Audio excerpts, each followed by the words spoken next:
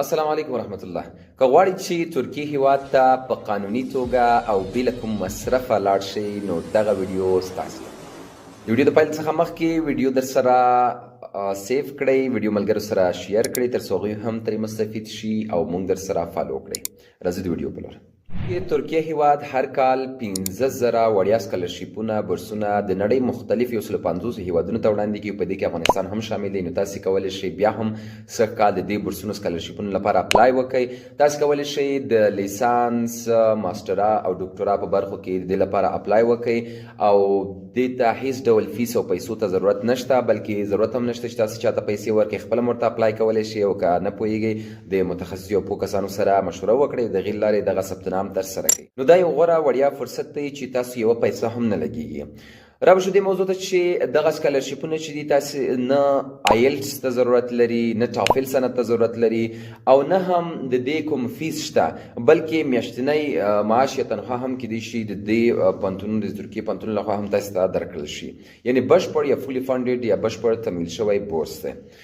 او د دې پیل نیټه چې ده د 2026 کال د جنوري میاشتې د 10 څخه پیل او تر فبروري د 20 نیټې پورې دوام لري. یو ډېر غوره زرین چانس دی، حتما له دې چانس څخه فرصت څخه ګټه واخلئ او خپلې نوملیکنې مو همدا نن پیل کړئ. د هغه اړین اسناد کوم دي یا څه ته اړتیا لرئ؟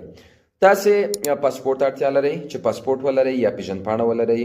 دویم تاسې باید خپل اسناد یا 3 کلنې نمرې ولرئ، ترڅنګ کوم سرټیفیکټس چې تاسې لرئ یا اسناد لرئ یا نمرې لرئ هغه باید تاسې سره موجودي اوسي.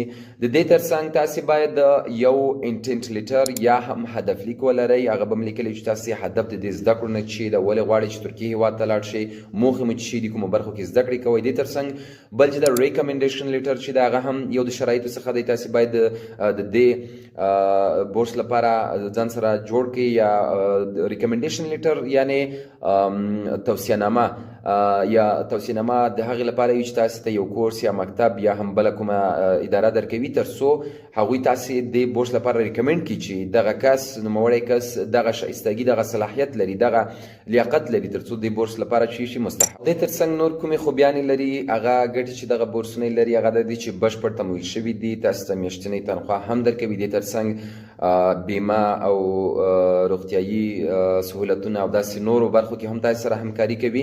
یعنې په هره برخه کې تاسې فولي فنډډ یا سپورټ یاست، او هره برخه کې تاسې سره مرسته کوي. د ترکیې دغه بورسونو ثبت نام لینک درته ما کمنټ کې اچولی دی، د هغې لارې ثبت نام وکړئ، مکمل معلومات هلته حاصلولی شئ. او که بیا هم د ثبت نام برخه کې مشکل لرئ، غواړئ چې په دقیق او اغېزمن ډول سره ثبت نام وکړئ نو